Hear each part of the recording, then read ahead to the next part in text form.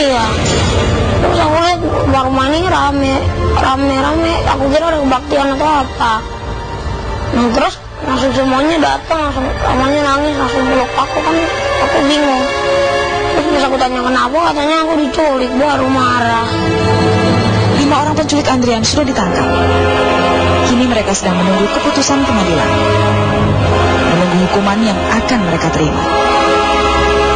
Tetapi sayang, hingga kini satu penculik lagi masih belum tertangkap dan masih berkeliaran.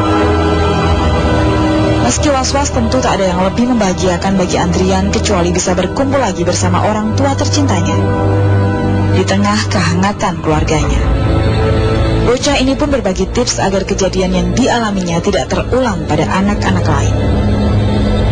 Sementara sejak peristiwa penculikan yang menimpa Andrian, sekolahnya memperketat keamanan. Petugas keamanan tidak sembarangan memperbolehkan orang masuk ke area sekolah. Sejumlah orang tua murid terlihat berkumpul menunggu anak mereka. Mereka tentu khawatir penculikan serupa terjadi lagi.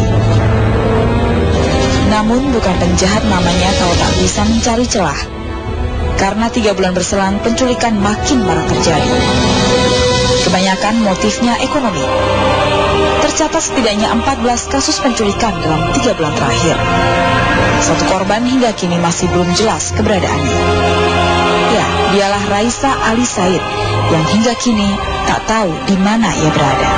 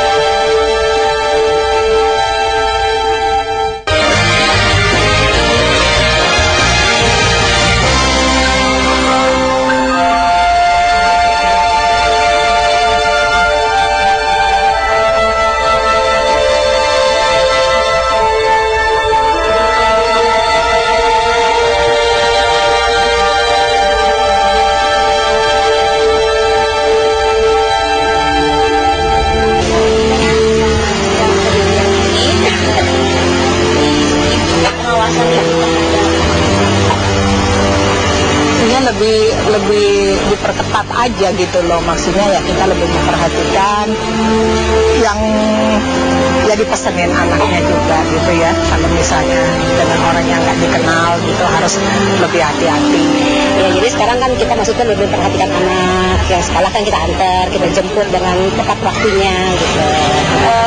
Bilang sama maksudnya sama anak itu bilangnya apa? Ya kalau orang yang dia asing ya kita maksudnya hati-hati, jangan terlalu percaya gitu kan. Ya, 14 anak diculik dalam kurun waktu 3 bulan.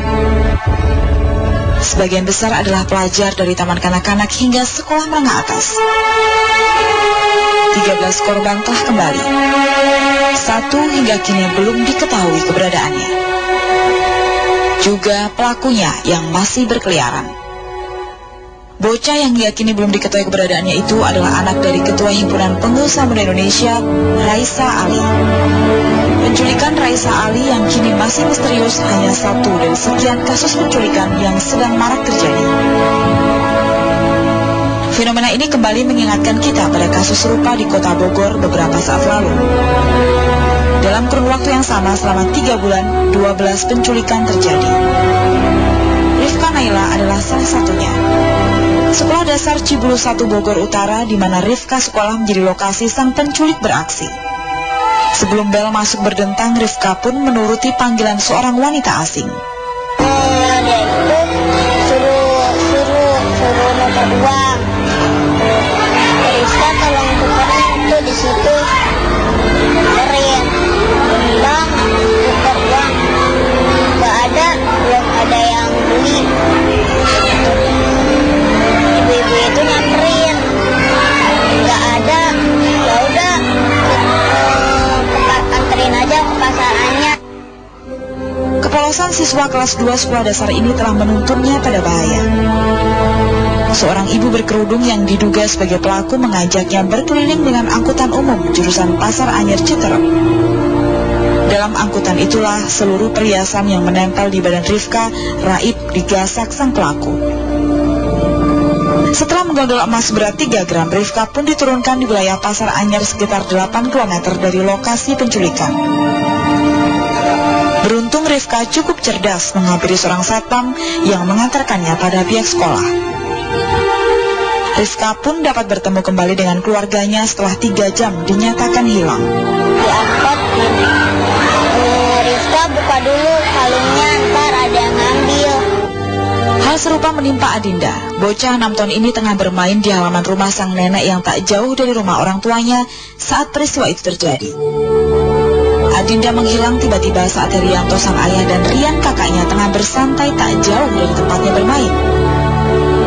Kepanikan mulai menyergap benak Herianto saat putrinya tak juga menjawab panggilannya. Petik bunga di mana sih, Din?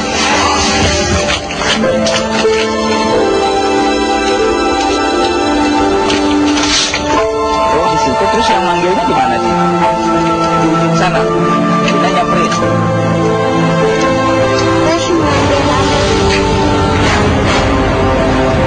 Rupanya Dewi Fortuna masih menaungi bocah asal Bogor ini. Beberapa jam berselang Adinda muncul dari balik kebun singkong kakeknya dengan kondisi rambut yang telah tercukur habis. Pengakuan Adinda, ia dibawa berkeliling kebun oleh 2 wanita yang tidak dikenalnya.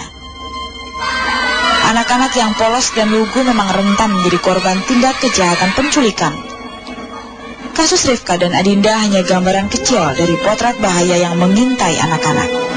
Bahwa memang lebih menguntungkan untuk menculik seorang anak gitu ya, menyekap seorang anak karena tadi dia lemah dan bisa mendatangkan uang banyak. Akhirnya akan muncul penawaran fisik yang kuat ya. Karena ya, anak-anak kan perapalah tenaganya, sehingga lalu dapat lebih mudah ditundukkan untuk kemudian disekap. Itu yang pertama. Yang kedua juga dalam rangka menghadapi anak-anak, maka kita ketahui bahwa anak-anak itu kan menjadi magnet orang tua. Orang tua lalu lebih mudah untuk limbung ya gara-gara anak-anaknya sakit. Turut pakar kriminolog Universitas Indonesia ini, motif utama penculikan yang terjadi hingga kini adalah ekonomi. Pelaku merasa berkuasa memeras korbannya yang masih anak-anak atau meminta uang tebusan kepada orang tuanya. Karenanya perlindungan para orang tua terhadap sang buah hati menjadi kunci penting. Memberi kebebasan bergaul yang disertai pengawasan dapat menjadi cara efektif mengawasi anak-anak. Kejahatan dapat terjadi dimanapun dan menimpa siapapun, termasuk buah hati Anda. Untuk itu, jangan pernah lengah menjaga anak Anda agar tak lagi ada celah bagi si pelaku kejahatan.